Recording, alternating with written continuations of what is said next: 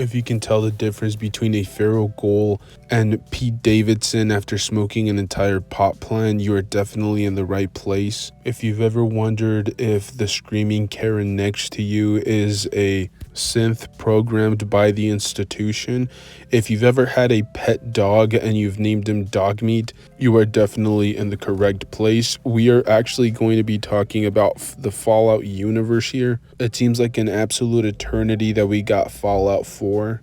And I'm not even going to address Fallout 76, which basically just felt like an extended DLC to Fallout 4. It almost didn't seem like its own game. But in today's list, we're going to be exploring the top 5 things that I feel like we need for the next Fallout installment, whether that's another spin-off or whether we're actually going to get Fallout number 5. Let me know in the comment section what you guys think. What particular aspects of Fallout 4 do you guys think needs to be refined, or maybe there's another feature that you guys would love to see in the next installment of Fallout. Let me know in the comments section. As I mentioned, I'm very curious to see what you guys have to say, your thoughts and whatnot. Let's get straight into it with number 5. We're going to go with the most basic addition the game needs, and that is being able to drive a vehicle. The community seems to be pretty split on this particular aspect of the game and why it's never made it into a video game entry.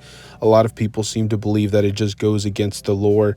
And again, we're assuming that you're following either one of the Fallout video games or the story for each of these characters. You're basically playing in a post-apocalyptic Fallout universe where everything has been bombarded by nuclear weapons and almost everything has been where it's at for hundreds of years by the time you either exit a vault or you start your entire campaign. So that might be one of the bigger reasons why Fallout just never has had vehicles. However, there are more intricate answers to this, and there are people out there that felt like the video game itself or the map itself for Fallout number 4 just wasn't big enough to accommodate vehicles. And this maybe makes sense. Maybe they weren't able to render the video game at a high quality if you were driving a vehicle. Now, obviously, this is using older technology, so maybe the more modern consoles would be able to actually handle that type of action. But I do definitely feel like, especially seeing the style that Fallout uses, the older style of vehicles because of the chip never being invented, I think definitely it would be an absolute treat to be able to finally drive a vehicle in the Fallout universe. For number 4, I guess it would have to do more with the story itself, but I think a lot of people have really been gravitating towards the idea of actually playing in the Great War of 2077.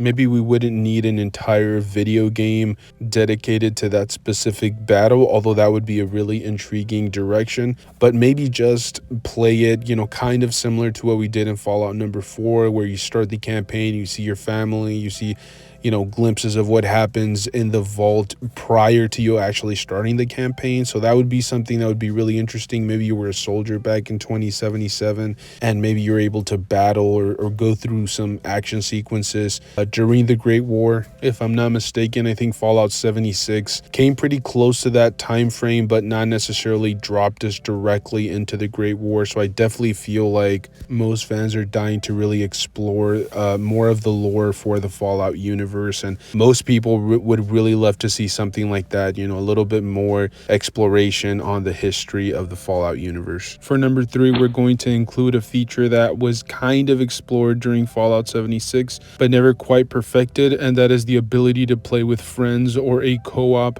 game mode, not necessarily where you're intertwining yourself with a plethora of random players, but more so when you can actually play the campaign alongside, a friend, whether that would be in online gameplay or in an actual split screen experience. I think that should be left up to each individual gamer depending on what their style is. And I think as hardcore fans, we would probably settle with just the idea of getting to play next to a friend. Say if I am playing a campaign and I want my friend to join, or my brother or my son to join, they could join me in as a companion, maybe a generic NPC, usually a character that would be an NPC. Maybe they could join along that way.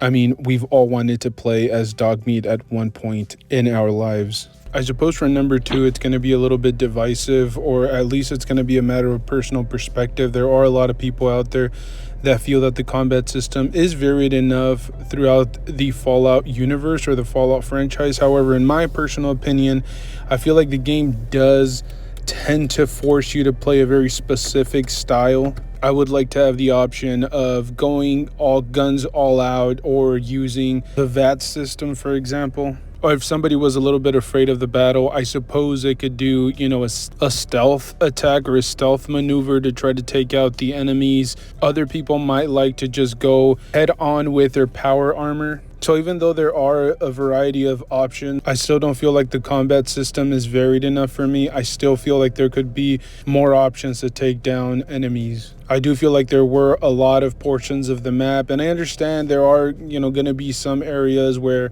maybe the rads are really high, the radiation is extremely high, and you're going to take a lot of damage. So there are, there's a specific way to get through those areas. But for example, there were a lot of different parts of the map that basically forced you to use your power armor. So I'm usually a person that likes to be challenged, and there are times when I would prefer not to use the power armor. I want to just go all in.